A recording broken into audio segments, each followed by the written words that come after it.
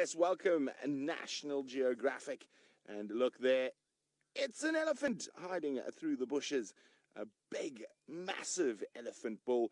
Now remember, this is live from South Africa, from the 8.5 million acre Greater Kruger National Park. We are sitting next to our most wonderful waterhole called the Chitwa waterhole. And my name is Brent Leo Smith, and I have my incredible cameraman Jean-Ray with me. And you can see we have hippos, we have elephants, we have antelope, everything going on right in front of the Chitwa Lodge. Look at that. That is one of those bulls is particularly big. Now what I'm doing is I'm sitting here in the distance, and I'm hoping they're going to move down towards the water at the top end. There's still some younger bulls, so it's an elephant bull herd, so there are no females there. This is not that uncommon. You'll have a very big old bull like the first bull we initially saw, and he will have his askaris or guardians that are younger bulls that have left their natal breeding herds and sort of move around, learn the way of how to be an elephant from one of those incredibly large elder statesmen of the pachyderms world.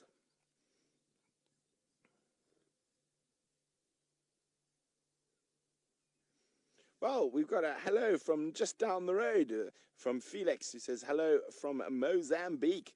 Well, Felix, you probably, depending on where you are in Mozambique, we're probably only about 80 kilometers from the Mozambique border. Okay, what else have we got at this wonderful waterhole today? We've got some hippopotamus here. Here we go. Hello, hippos. Oh, there's a lone elephant who got left behind by the others. Look at him walking up to catch youngish bull, probably about 20, 25 years old. I was really hoping they were going to come down for a swim, but alas, it doesn't look to be.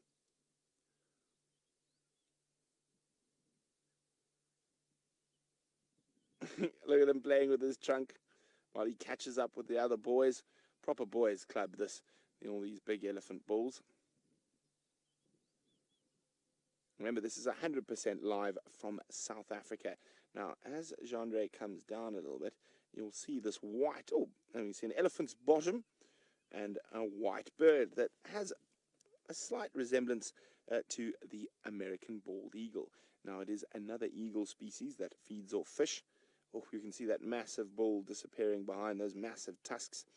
And that is an African fish eagle, and he's checking out over the water, seeing if there's a meal available. Now, at the top end, there's looks like a massive group of impala as well, a little bit to the right, up there. Look at that. Very big herd of impala and waterbuck and kudu and inyala. It's all happening here at the Chitwa waterhole. How many species have we got so far? We've got elephant, we've got hippo, we've got waterbuck, kudu. Oh, there's an inyala and an impala. So the kudu are the ones on the left, the tall grey antelopes with the spiry horns. There we go. Those are the kudu. And the impala are all those in the foreground. And to the right of the dead tree, there's a much darker antelope with big wide horns. That is a waterbuck. And then in amongst all the impala, just behind that waterbuck and in between the kudu, is an inyala. Now that's the kudu's cousin. Now there we go. If we come, little jump there. If we come out to the right, there's some inyala a little bit closer to us, and you can see what the kudu's cousin looks like, and he's got orange socks. There we go. So inyala are one of the few animals that have great sexual dimorphism between male and female. You can see the male has a dark chocolate brown coat with a white mane, and the females are that lovely burnt amber orange with white stripes. Now, Jermaine was wondering, are those elephant bulls a danger to us? Not normally, they can possibly be, but you're going to have to find out, because as soon as we're finished with this live broadcast, I'm going to try and catch up with those elephants. And you can continue watching this live feed on WildSafariLive.com. We do it for 6 hours a day. And also, if you want to watch us on TV instead of on a computer, join us at 11 p.m. Eastern Standard Time on Nat Geo Wild for a 2-hour live safari. Okay, let's see what else is going on at the waterhole. It's very busy today. And this morning, I saw a tiny baby hippo that had just been born when I was here early this morning, no more than a few hours old. Now, hello, Janet in Canada. Janet says we're so lucky to be here. Indeed, we are, Janet. We are very lucky and very privileged to be able to share our incredible home with you. Janet wishes she was here. Well, Janet, we take you there the next best way we can, via a live safari. There we go. Jean is framing up on the hippos that keep popping in and out. What else can we see there? Is that the baby from this morning? No, he's too big.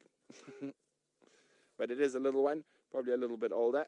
Now, hippos can't swim, of course, and they run along the bottom, and the babies actually sit on their mothers' backs in the deep water.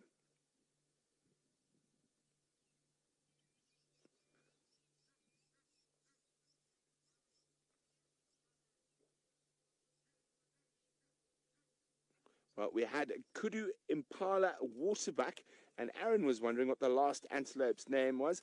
Aaron, it was Inyala, N-Y-A-L-A, and there they are, male and female Inyala. And you can see the males have those bright orange socks.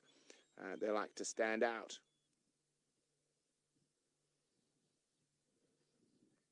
Oh, look there. There's some hippos.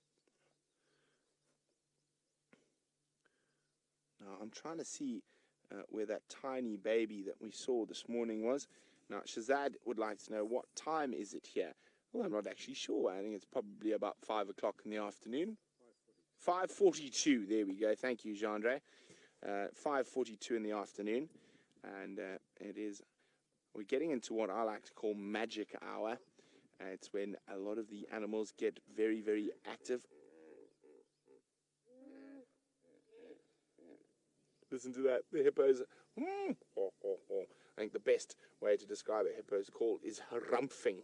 The harumping hippopotami.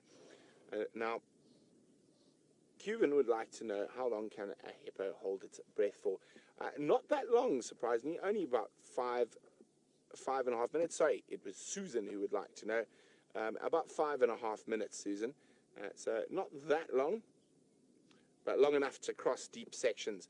And then they'll actually use their buoyancy to sort of bounce off the top, take a breath and go down, or in some places they'll just stand on their hind legs.